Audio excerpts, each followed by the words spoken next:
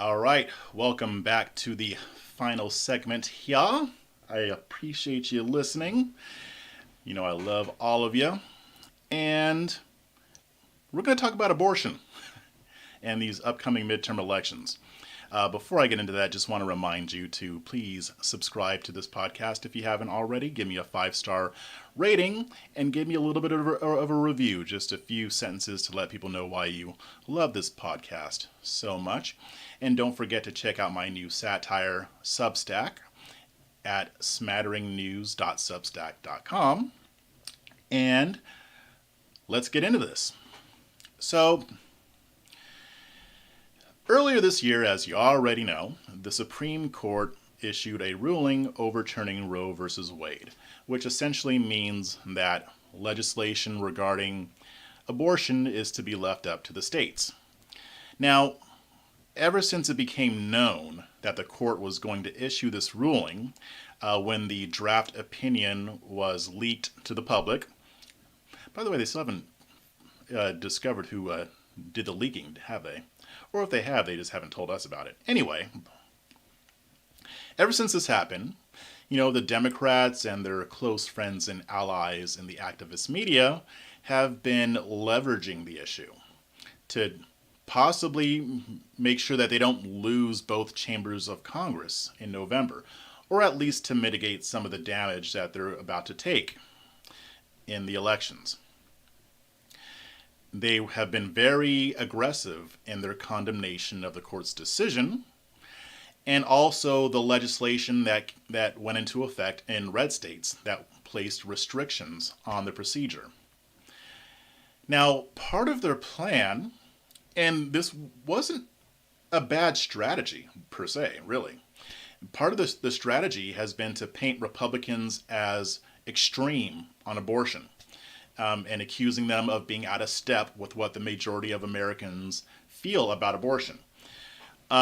Especially those who don't believe that abortion should be legal even in cases of rape and incest. And that's a smart move. I mean, because whether you believe that's right or not, the average American isn't necessarily going that far when it comes to restricting abortion. So they've been putting Republicans on the defensive by asking these questions about whether they support it in cases of rape and incest, or whether they believe it should be illegal even in those cases. A lot of the laws that have been passed, I believe in Mississippi, basically outlaws the procedure except for in cases where the life of the mother is in jeopardy. And yeah, it worked. I mean, conservatives were on the defensive on this. So it was a strategy that made sense for Democrats. But this is a two-edged sword. And I think the Democrats didn't really count on this. Now, there was a Pew Research study conducted in June. It said that 61% of respondents believe that abortion should be legal in all or most cases, while 37% think abortion should be illegal in all or most cases.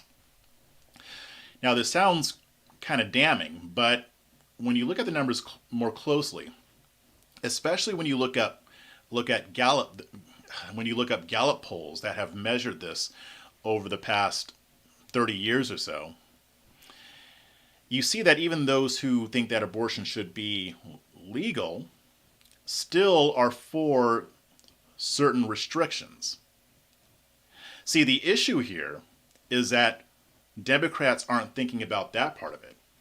Because even though most Americans don't believe that abortion should be illegal, except in cases of the life of the mother, they're not exactly on the other extreme either.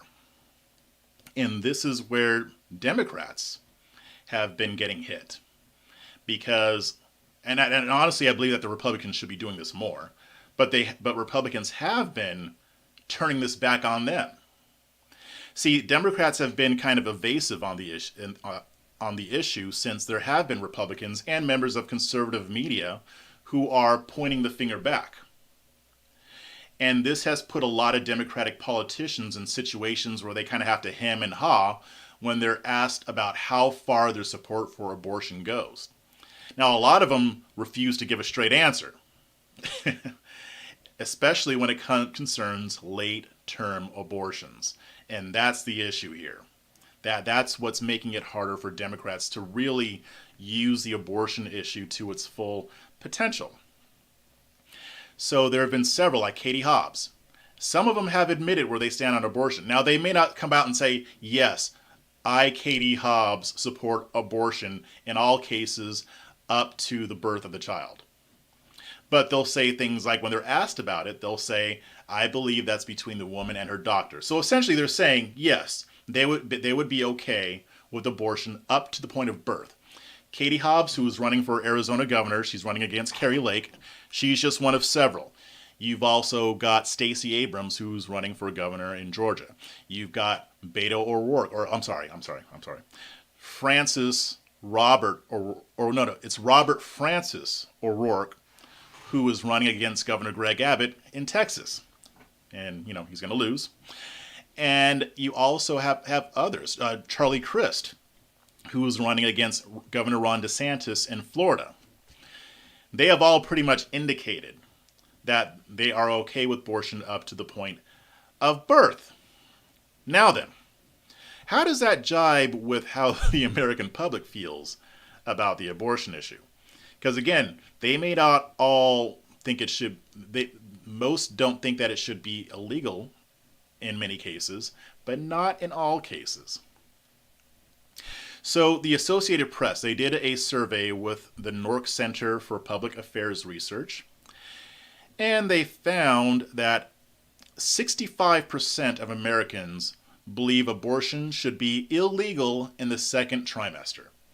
That's 65% of respondents. Moreover, 80% felt that it should be banned during the third trimester. See, most people who are pro-choice believe that after that first trimester, you don't get an abortion, unless there's situations with the health of the mother and things like that. But after the third trimester, they don't believe that it should be legal, for the most part. Most Americans are not extreme on this issue. So while the left has been weaponizing the abortion issue, like I said, it's become a two-edged sword, because if they can say that, if you're a Republican and you don't want abortion except in cases of the life of the mother, then Republicans can turn right around, yeah, but you guys want to kill babies up until the point of birth. Which one of those sounds more extreme? I don't know which one sounds more extreme to the American public. But in this way, conservatives have been able to expose the radicals on the pro-abortion side of the argument, which has basically, in my opinion, diminished the efficacy of this argument. Now, they're still using it. I believe it's still having somewhat of an impact, but I think there are some other issues here. And honestly, if I were Democrats, I would not be using abortion, not like this. Why? Because as my colleague Mark Angelides at LibertyNation.com, where I also write, he wrote an article about this, and he said, quote, "Poll after poll indicates that the top priority for the American voter is the cost of living.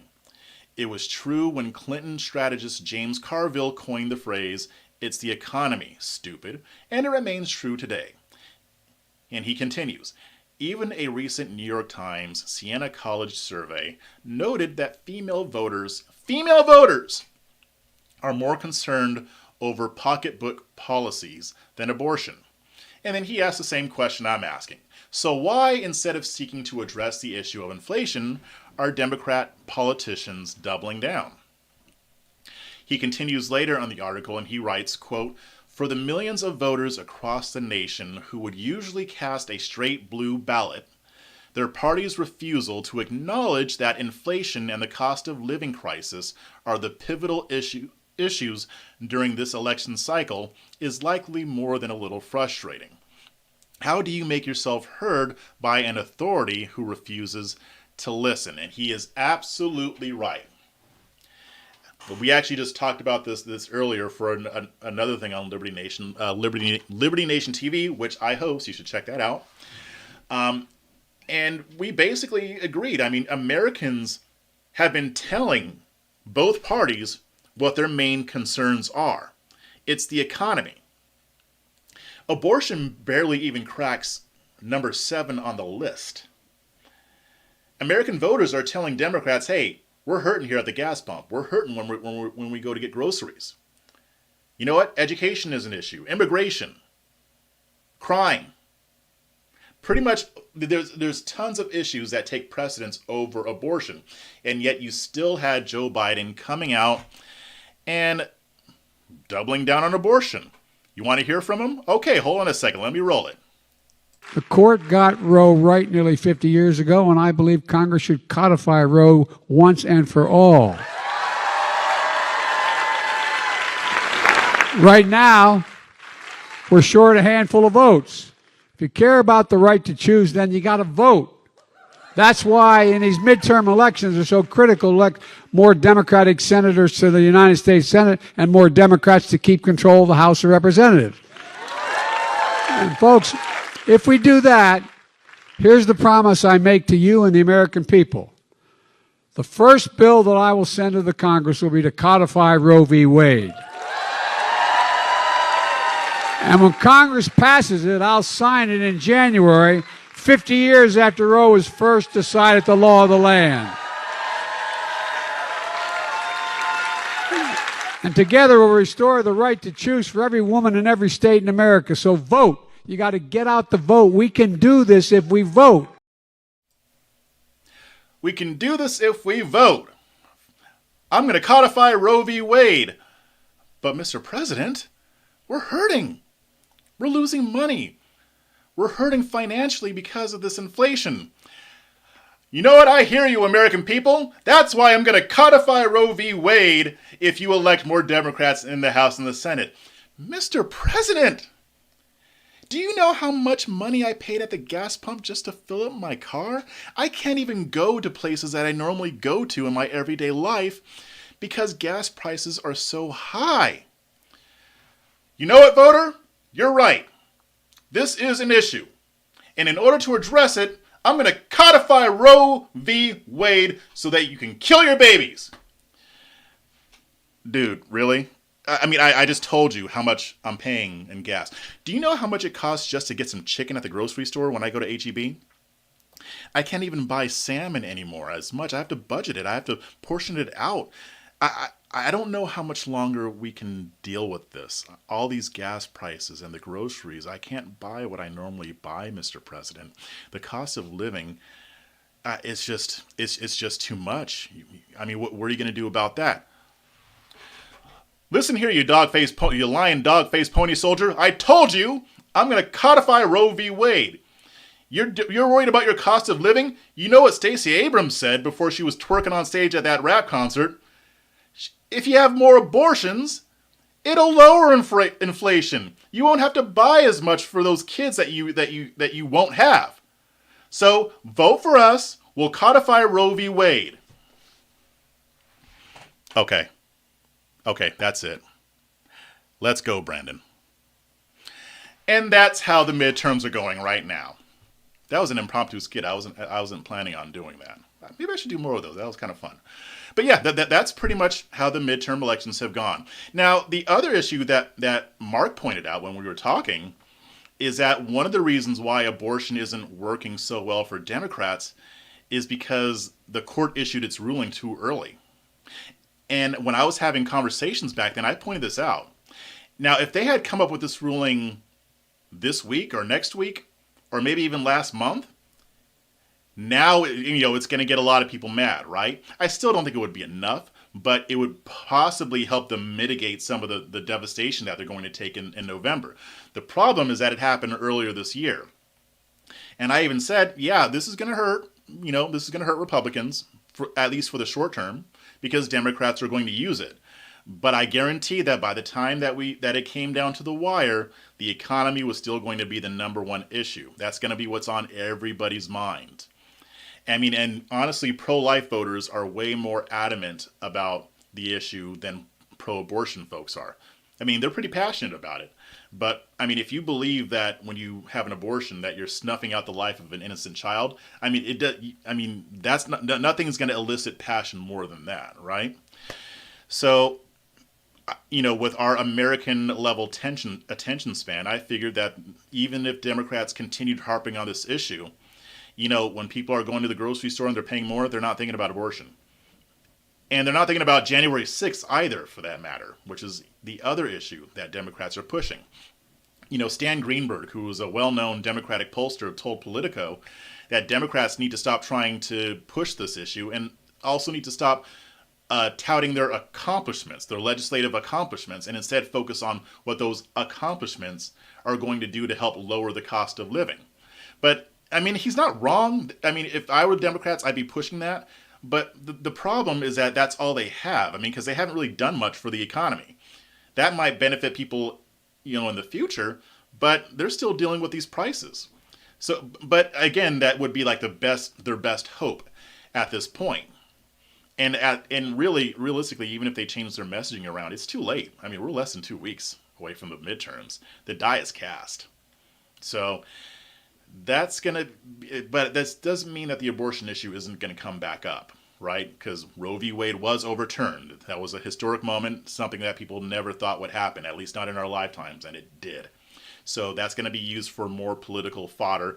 But I did want to kind of go over how it's going to affect these upcoming elections. I'm telling you, not much at all. It's going to have somewhat of an impact. There are going to be people who go to the polls with abortion on their mind, but I guarantee you, most of these people have the economy on their mind before abortion. So we're going to leave it there. We're going to land this plane. Thank you, everybody, for listening. I really appreciate you. Please share this and please subscribe if you haven't already. I really appreciate everybody who supports my work. So keep going, and I will see you next time.